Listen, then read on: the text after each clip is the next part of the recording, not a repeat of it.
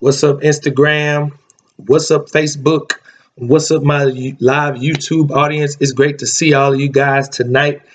I am Minister Marcus. Welcome to what I call Maximize Your Life. What I do here every Wednesday is I do a short, quick Bible lesson with things that you can apply to your life, things that help you grow and learn, and not just about God and the Bible, but different things about yourself, different things that helps your character, just trying to give you a new perspective or a different perspective on the different things that you may be dealing with or facing or have questions about in your life.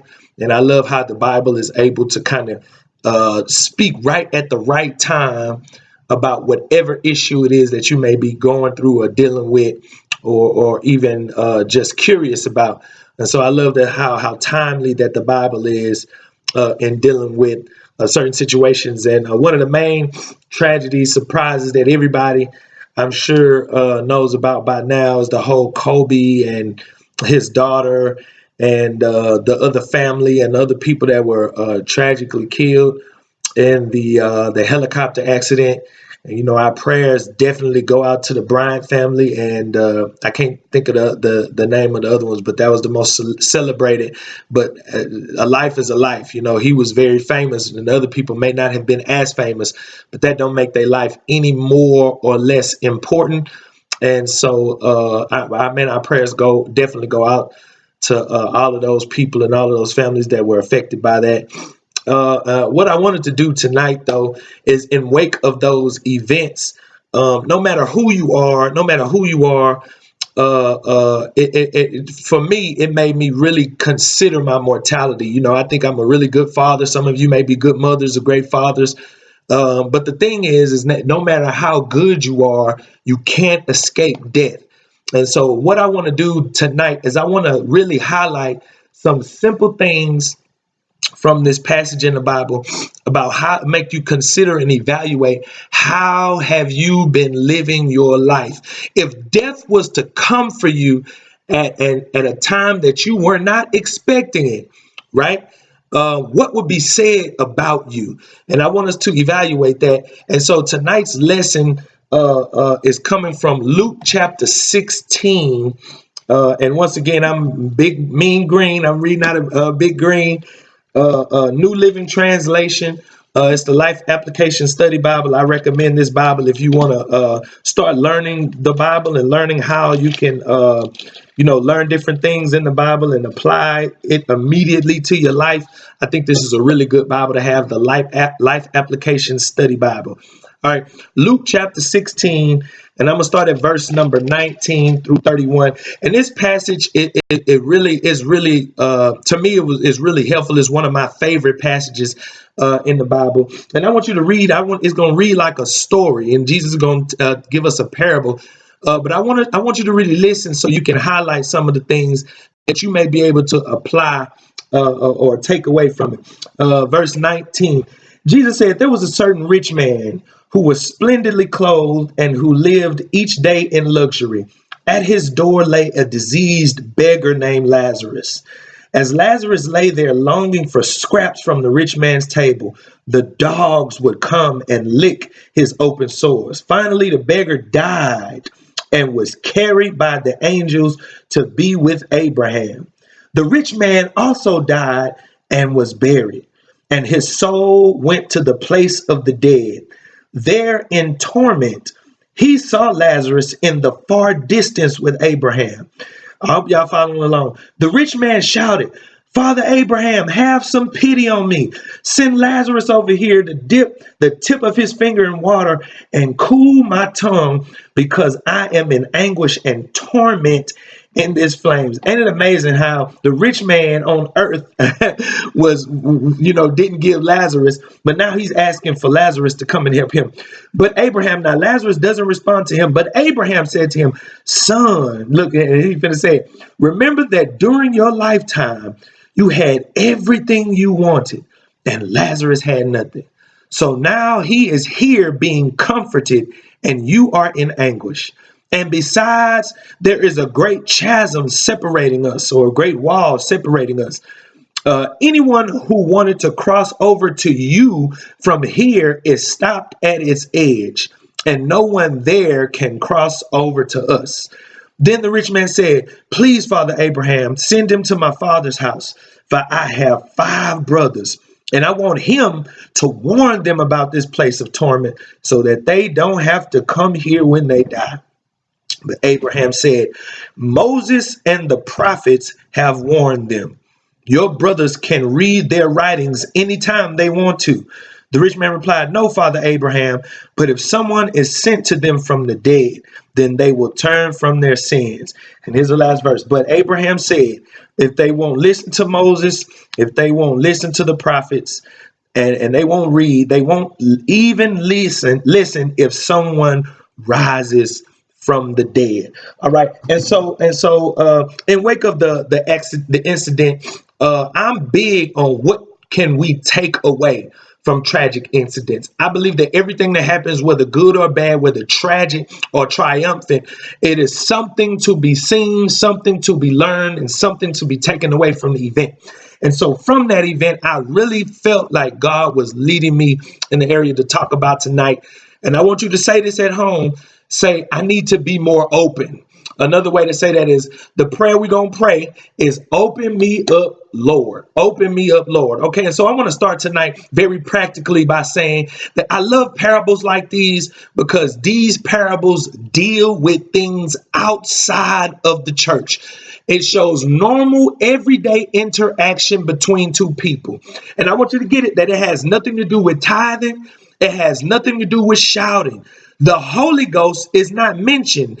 It has nothing to do with worship or sacrifice, but it deals with practical, everyday activity. And I love to stress this, that Christianity is not something to do at church, but it's something to be when you leave church. It's something to become when you leave church. And I want us to understand this, that if you are really connected to God, and this was TGM's quote of the day, if you really connected to God, it will show in the way you deal with the people around you.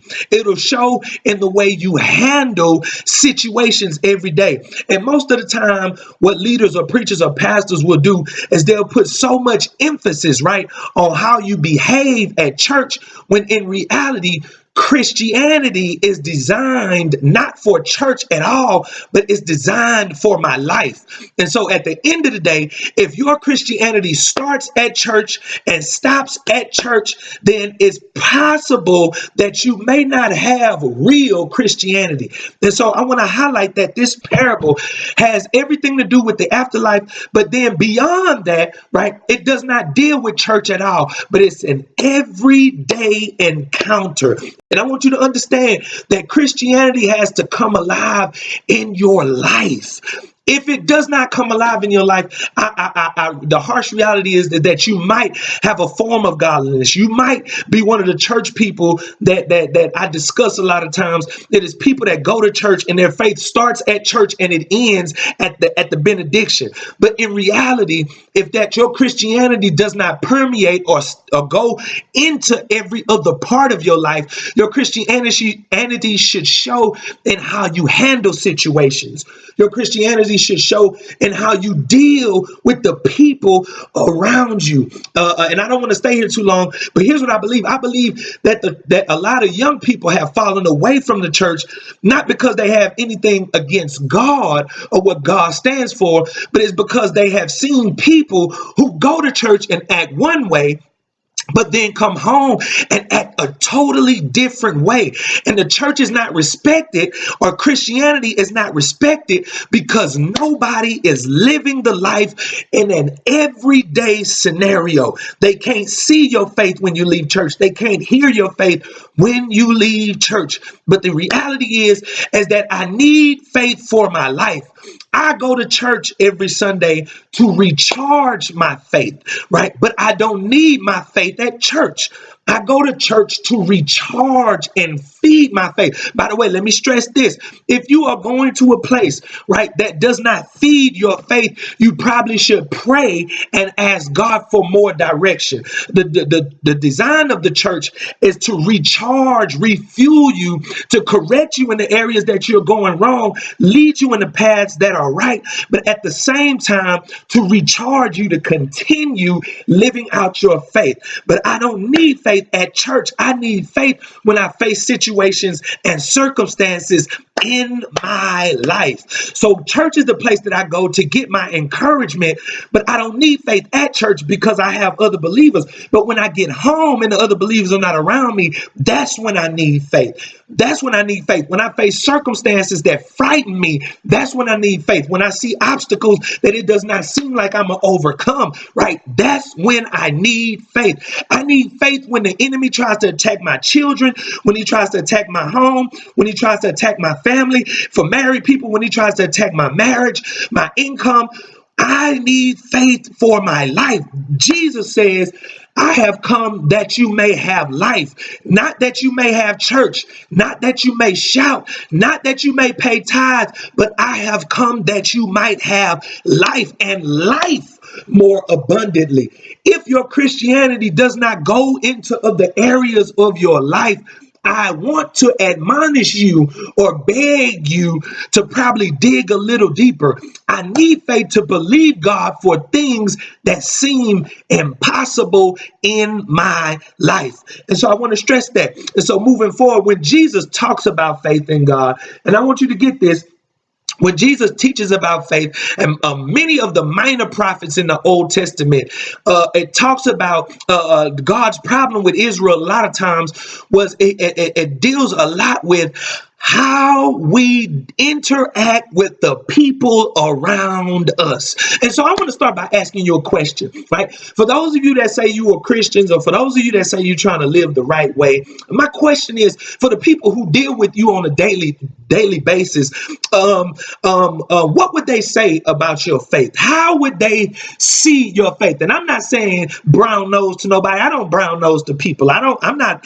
one of those, just because I'm a Christian, you can talk to me. Oh, absolutely not. You better ask somebody. But my question is, how can they see your faith outside of church? If you never said that you were a Christian, could people who deal with you on a day-to-day basis see your faith in action? Could they see your light shining?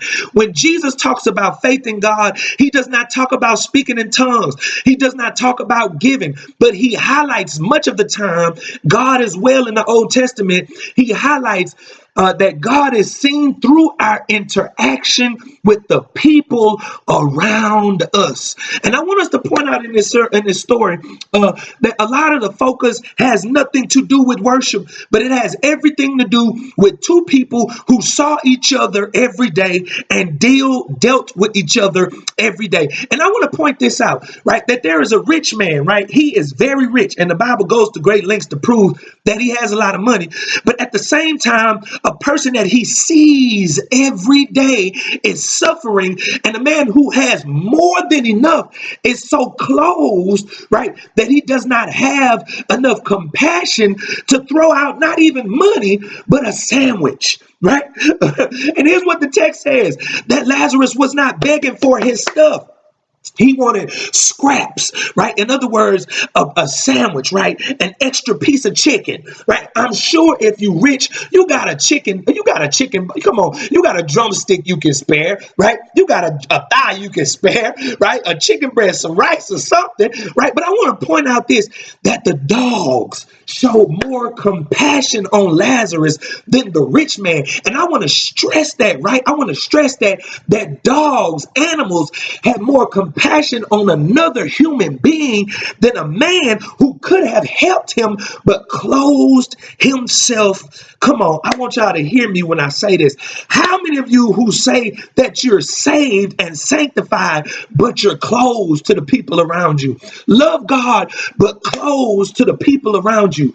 Close to the point that he could not care about a person that he saw suffering every day. And I want to stress that, man. I want to stress that God is love. And here's what the Bible says. How can you love God whom you've never seen, but you can't love your brother who you see every day? I think it's significant, right, that we consider and ask ourselves, is my Christianity a conversation, right? Or is it character traits? Is your Christianity just a conversation, or can I see it in your character? I want to stress that. I want to talk about being closed just for a second, because sometimes you can be hurt to the point that it makes you want to close yourself off. And I want to stress that, right? Because a lot of times people have hurt you, right? We have been hurt. I love Jesus, but Negroes have hurt my feelings. Females lied to me. I know some of you ladies that have been in relationships, men have betrayed your trust, right? Disloyalty, right? Made you feel stupid, made you feel disappointed in your expectation. Sometimes the pain of life wants to make you feel like it's okay to close yourself off so that you're not taken advantage of. And I get it and I understand it. But here's the thing. The thing is that we have to understand balance. Balance, right? The only thing I believe that pain teaches you is not to close yourself off, but to guard yourself. And I want to stress that, right? Because sometimes the pains of life make you want to close yourself. But I want to encourage you. I would not recommend for you to close yourself off, right? But to guard yourself, right? That means I can still show you love without having too many expectations of putting my whole entire self or heart into the matter so that I don't be hurt. I can guard my emotions without closing myself off. What's the issue with being closed? Being closed stops you from being taken advantage of.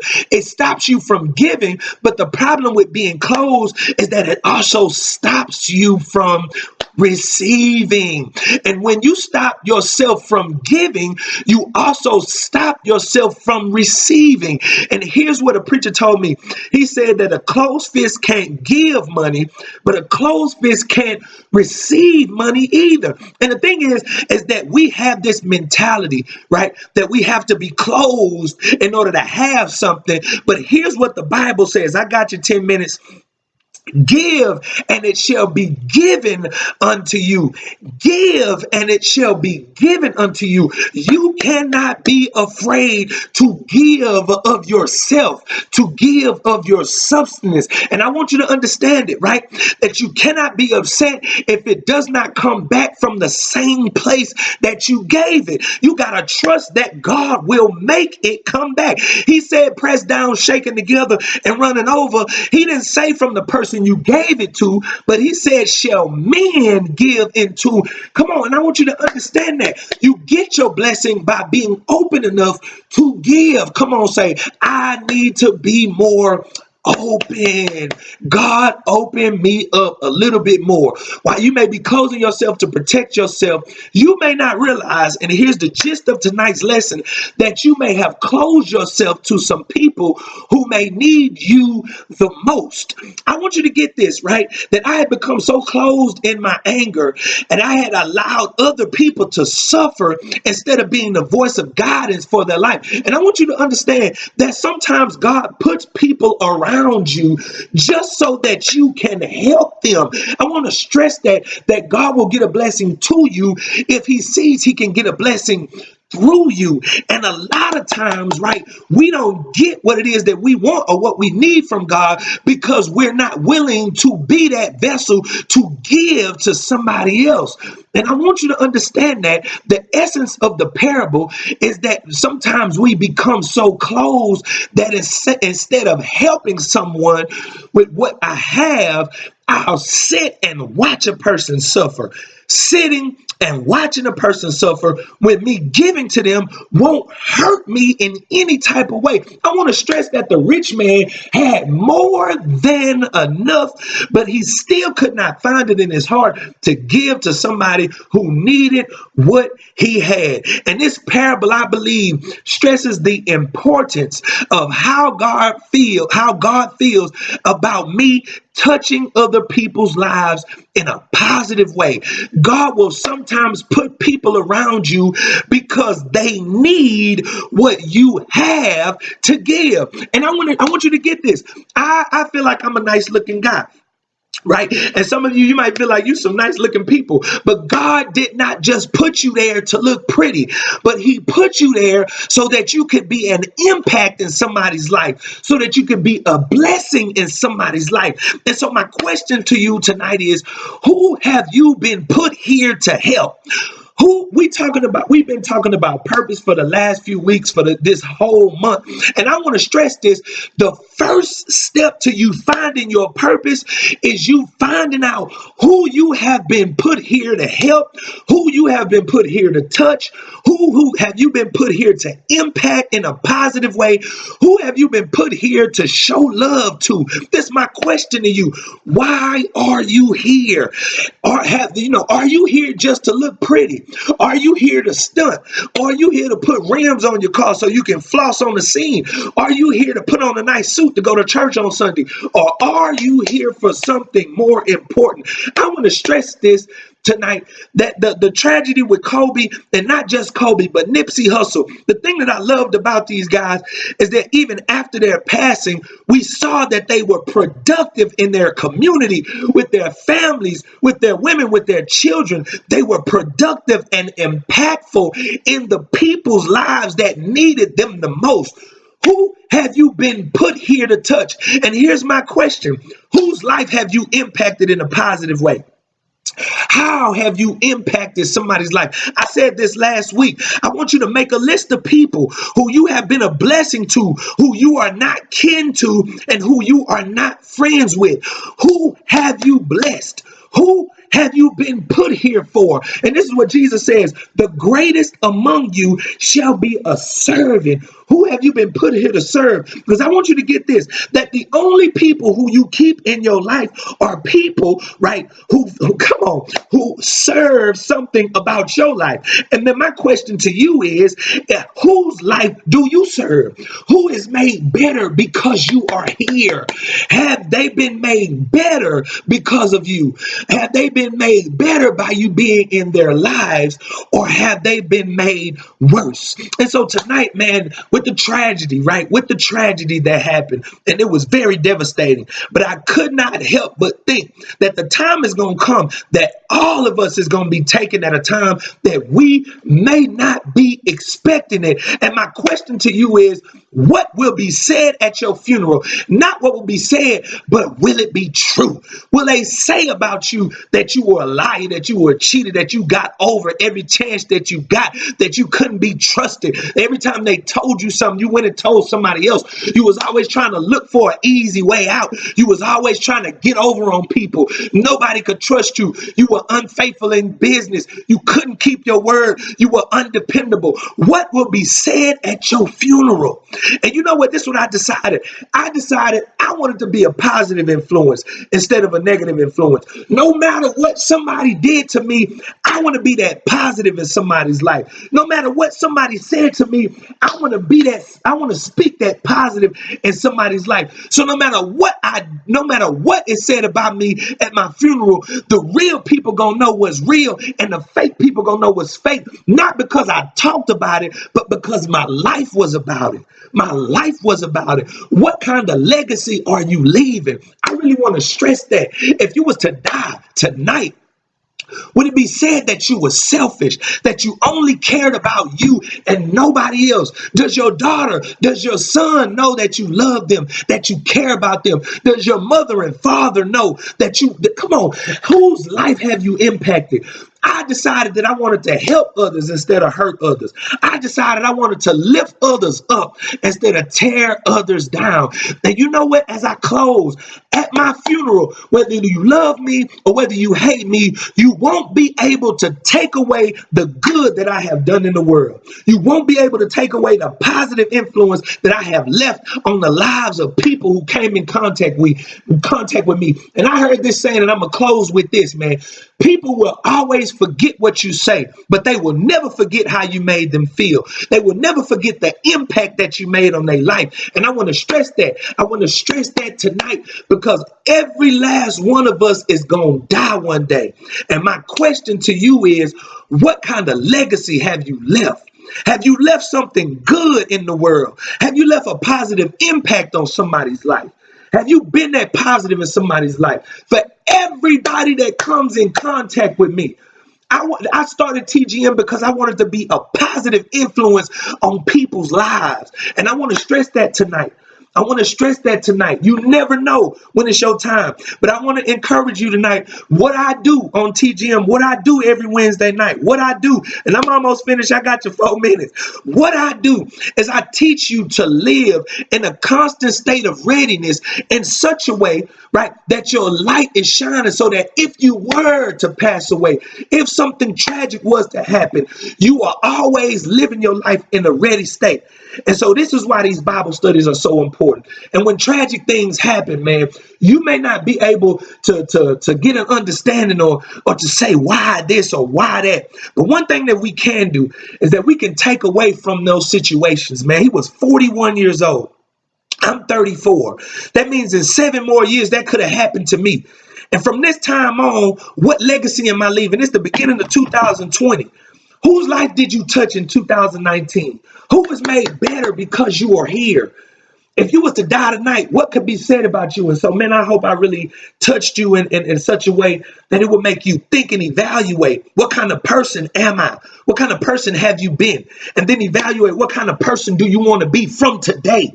What kind of person do I want to be from today? What kind of impact do I want to make from today? And not just the people who I know, but the people who I don't know. I saw that brother. He held the door for me. I didn't even tell him thank you. He said good morning. I didn't even speak to him. I ain't worried about the people who don't do it back, because I'm not doing it for that. I'm doing it because this is just who I am. I was put here for this. And so my question to you is, who are you here for?